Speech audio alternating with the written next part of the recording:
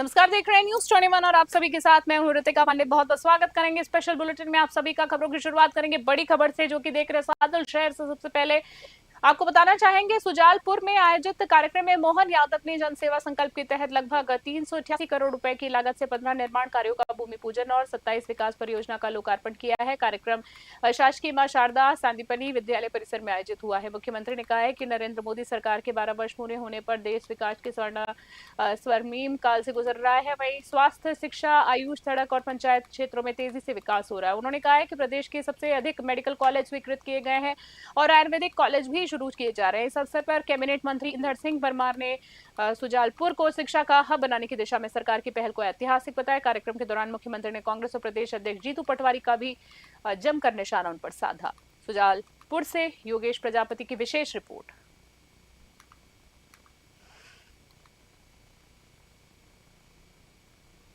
और अगली खबर की बात कर लेते हैं, जहां छिंदवाड़ा में बादल भोई ट्राइबल म्यूजियम ओपन ऑडिटोरियम में आयोजित शास्त्रीय नृत्य और संगीत महोत्सव का भव्य आयोजन हुआ है। कार्यक्रम में सांसद बंटी विवेक साहू ने कहा है कि पद्मश्री कलाकारों का छिंदवाड़ा आकर प्रस्तुति देना जिले के लिए गौरव की बात है।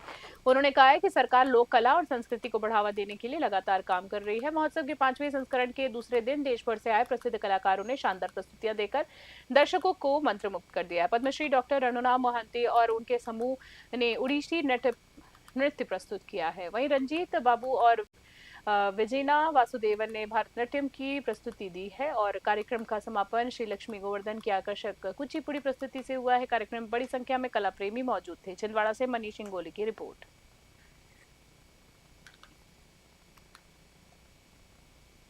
छिंदवाड़ा से खबर देख लेते हैं, एक बार फिर से जारी है।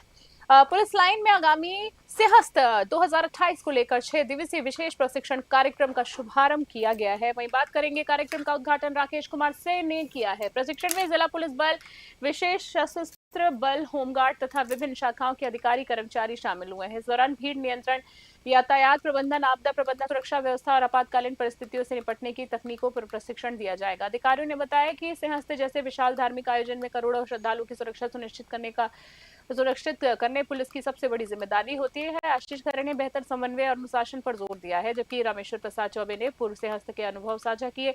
प्रशिक्षण में आधुनिक सुरक्षा व्यवस्था और जनसमूह प्रबंधन की व्यापारिक और व्यवहारिक जानकारियां भी दी जा रही। छिंदवाड़ा से मनीष इंगोली की रिपोर्ट। और अगली खबर की बात कर लेते हैं, जहां ग्राम नागुरखेड़ा में किसान गणेश कोली की एक गाय इन दिनों पूरे इलाके में चर्चा का विषय बनी हुई है। 15 साल पाली जा रही इस गाय ने आज तक किसी बछड़े को जन्म नहीं दिया है, लेकिन उसकी ममता ने सभी का दिल जीत लिया है। आपको बता देना चाहेंगे, गाय, भैंस के बच्चे, बकरी के मेमने और यहाँ तक कि कुत्ते के पिल्लों को भी अपना बच्चा मानकर दूध पिलाती है। गांव के लोग इस ममता और करुणा को अनोखी मिसाल मानते हैं। गाय मालिक गणेश कोहली ने बताया है कि उन्होंने कई पशु चिकित्सकों से इलाज कराया, लेकिन गाय कभी मां नहीं बन सकी। इसके बावजूद वह दूसरे जानवरों को बच्चों का पालन कर रही है। ग्रामीणों का कहना है कि यह गाय साबित करती है कि माँ तो माँ होती है, बच्चा अपना हो या पराया, ममता में कोई फर्क नहीं होता है। गाँव में अब लोग इस गाय को प्यार से सबकी माँ कहकर पुकारने लगे। बुरहानपुर से विनोद कुमार की स्पेशल रिपोर्ट।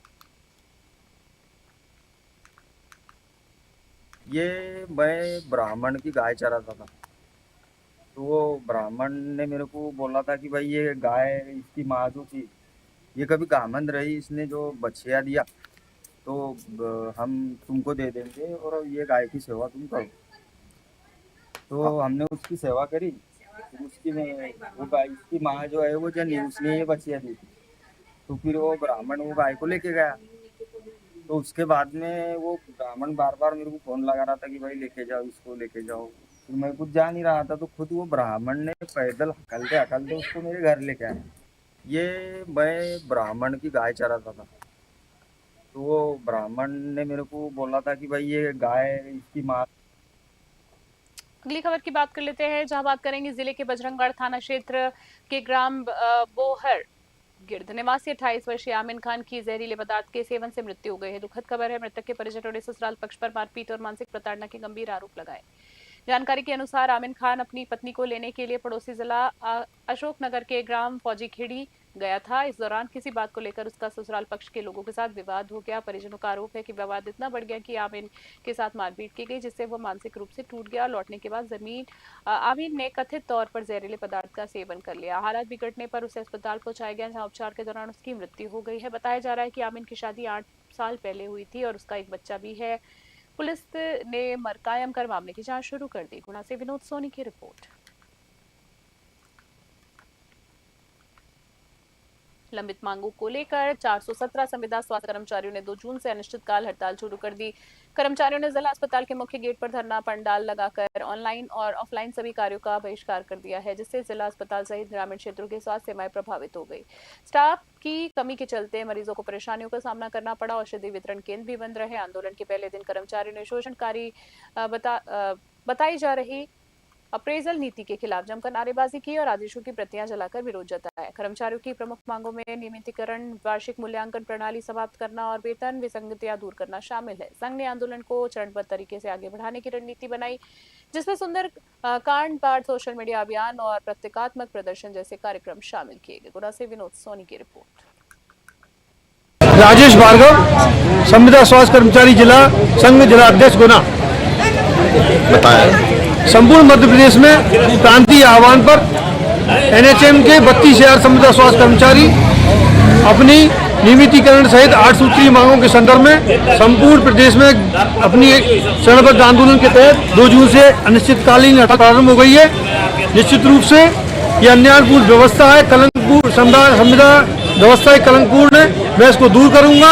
आपका आभा सक्सेना है और मैं खंड कार्यक्रम प्रबंधक हूँ और बीएमएस में जिला उपाध्यक्ष हूँ। मेरा तो माननीय मुख्यमंत्री जी से एक निवेदन है कि जो ईएल और सीएल की उन्होंने पहले प्रावधान हम लोगों के लिए किया था वो पुनः किया जाए, क्योंकि संविदा कर्मचारी को भी काफ़ी असुविधा होती है, उसको भी मेडिकल चाहिए रहता है। इसी प्रकार से हमारी जो मातृ बहनें हैं, मातृशक्ति है, उनको भी सीसीएल सुविधा दी जाए। उनके बच्चे छोटे छोटे हैं। और अगली खबर की बात कर लेते हैं, जहां जिले में सक्कल अम्बेडकरी समाज और अनुसूचित जाति के 58 जातियों के प्रतिनिधियों ने अनुसूचित जाति के उपवर्गीकरण का कड़ा विरोध करते हुए महाराष्ट्र सरकार को ज्ञापन सौंपा। प्रतिनिधियों ने मांग की है कि वे संविधान के अनुच्छेद 341 के तहत अनुसूचित जातियों को मिले अधिकारों को किसी प्रकार का बदलाव नहीं किया जाना चाहिए। ज्ञापन में उपवर्गीकरण की प्रक्रिया को तुरंत रद्द करने, पूर्व न्यायाधीश अनंत बदर आयोग की रिपोर्ट सार्वजनिक करने और आयोग को बर्खास्त करने की मांग शामिल है। समाज का कहना है कि इस प्रक्रिया से समुदाय में विभाजन की स्थिति उत्पन्न हो सकती है। इसके अलावा सामाजिक आर्थिक सर्वेक्षण कर रिपोर्ट जारी करने, बैकलॉग पदों को भरने, छात्रवृत्ति और शिक्षा सुविधाएं बढ़ाने और सभी नियमों को पहले व्यापक चर्चा की मांग की है। प्रतिनिधियों ने चेतावनी दी है कि यदि मांगे पूरी नहीं होने पर आंदोलन को और तेज कर देंगे। बुल्डाना से प्रशांत सबकाल की खास रिपोर्ट।